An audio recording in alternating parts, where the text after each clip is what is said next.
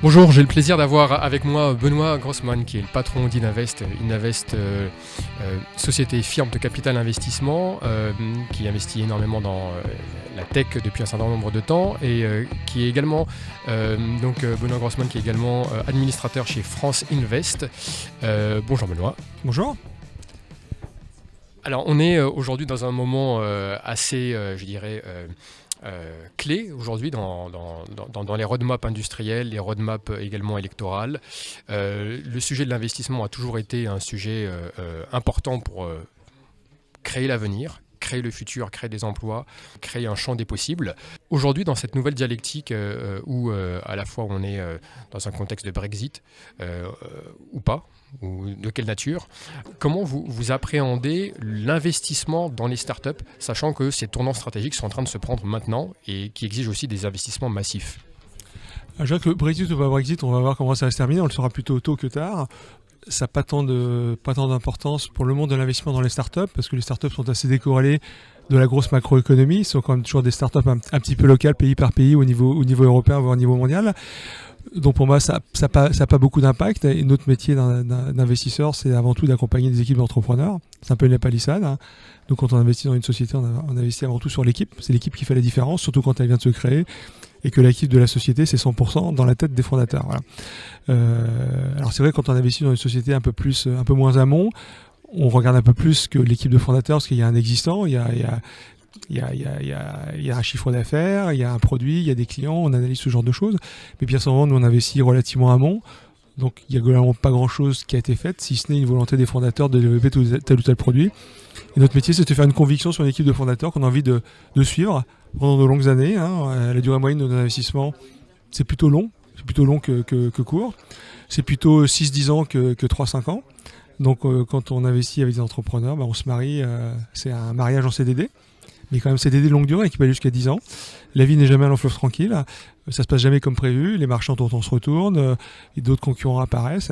Et je crois que la qualité première d'un entrepreneur qu'on finance, c'est d'avoir des gens qui n'ont aucune certitude et qui sont capables de se remettre en question du jour au lendemain parce que le marché évolue. Et je dis toujours à mes entrepreneurs de ne pas hésiter à dire dans 6 mois le contraire de ce qu'ils disent aujourd'hui. Il ne faut pas hésiter à se remettre en question. Et on est dans un environnement hyper dynamique, hyper mouvant, hyper volatile. Donc pour moi, il faut avoir des entrepreneurs qui collent à tout ça. Quid de l'apport de leurs partenaires investisseurs? Comment suivre ces mouvements? Effectivement, pour les grands groupes, les startups, les équipes de cofondeurs sont vues un peu comme des poissons pilotes qui éclairent, qui sont un peu en avant-garde de tendances de marché. Avoir raison trop vite, c'est pas toujours bon. Avoir raison trop tard, on loupe des marchés, on loupe des opportunités. Quand on est au board d'une startup en création ou même en cours de route dans le cycle, quel est le job, quel est le daily job, quelle est votre posture pour être sûr que effectivement on colle toujours au marché, ou si ce n'est le cas, de faire les bons pivots et comment faire passer les bons messages? Alors tout d'abord, il faut savoir que notre métier n'est pas une science exacte. Hein. On se trompe à peu près 2 fois sur 3. Donc on réussit 1 fois sur 3. Comme vous le disiez, le timing dans la vie c'est clé. Avant l'heure c'est pas l'heure, après l'heure c'est plus l'heure. Avoir raison trop tôt, c'est nul parce qu'on perd plein d'argent. Et avoir raison trop tard, c'est pas bien parce qu'on s'est fait gratter par la concurrence. Donc le timing est clé. Prévoir le timing d'un marché, c'est quelque chose d'atrocement difficile. On l'a vu avec tout ce qu'on avait prédit il y a quelques années sur l'IoT qui s'est jamais vraiment passé. On parle beaucoup de choses pour l'intelligence artificielle. Ça peut décaler d'1 an, 2 ans, 3 ans, 5 ans. Il n'y a rien d'infamant. C'est juste qu'on n'est pas sûr de l'adoption, on n'est pas sûr de l'évolution des technologies. Donc après, notre métier en tant qu'investisseur, c'est d'accompagner les entrepreneurs, de servir pour eux de sparring partner. Parce que les entrepreneurs sont des gens très solitaires.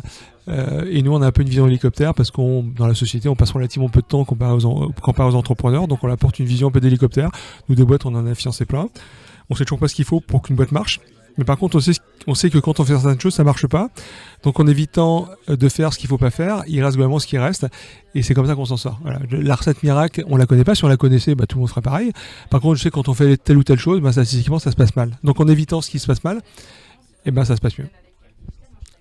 Vous savez, le métier d'investisseur, faut pas être trop sophistiqué pour faire ce métier-là. Faut être un petit peu bourrin, faut pas trop réfléchir. Si on se réfléchit, on se pose trop de questions. Si on pose trop de questions, on fait aucun investissement. Voilà. C'est vrai que souvent on a coutume de dire que la levée de fonds est un parcours du combattant. On fait une série de due deals, on investigue les tenants et les aboutissants de l'équipe, du business model et autres, sachant que rien n'est prévisible parce qu'il faut se remettre en question, comme vous l'avez dit. Au sujet de la gouvernance, comment les entrepreneurs appréhendent ce sujet-là? Sont-ils suffisamment matures? Est-ce que vous les accompagnez c'est aussi votre intérêt quand on a une vision d'investisseur de long terme comme vous? Oui, bien sûr, on les accompagne, c'est un peu notre rôle. On est systématiquement administrateur, donc on participe au conseil d'administration. Un conseil d'administration, c'est un grand nom pour désigner quelque chose qui peut se résumer à un déjeuner au restaurant. On n'est pas dans les salles de conseil d'administration de 25 personnes avec des tables de 10 mètres de long. On voit les entrepreneurs très souvent, on les accompagne dans leurs doutes et puis dans leurs certitudes, et puis on est là pour les accompagner. Voilà, nous on est des accompagnateurs, on est des sélectionneurs d'entrepreneurs. On est un peu comme un chasseur de tête. La différence c'est que nous on a un carnet de chèques, on les sélectionne et après on les finance et on reste avec eux sur la durée, alors qu'un chasseur de tête c'est un business de flux. Nous on a un business de stock, on les finance et puis on les finance pendant longtemps, on reste au capital avec eux pendant entre 6 et 10 ans. 6 et 10 ans c'est long, hein. Donc quand on finance un entrepreneur, c'est quelqu'un qu'on va voir une fois tous les mois. Pendant 6 à 10 ans, vous faites le calcul, on va se voir un certain nombre de fois, et puis la vie n'est jamais un fleuve tranquille, même les boîtes qui se terminent très bien, elles ont toujours des points bas, donc il y a beaucoup de sujets de friction, il faut juste assurer qu'on a envie de l'entrepreneur que je vois quand je le rencontre une première fois, est-ce que j'ai envie de le voir une fois par mois pendant 10 ans? Voilà. Et on en élimine un certain nombre comme ça. Merci beaucoup Benoît, et puis on espère que dans cette période à la fois d'opportunités, que les bonnes pépites puissent émerger également grâce à des fonds d'investissement comme le vôtre. Merci beaucoup. À très vite.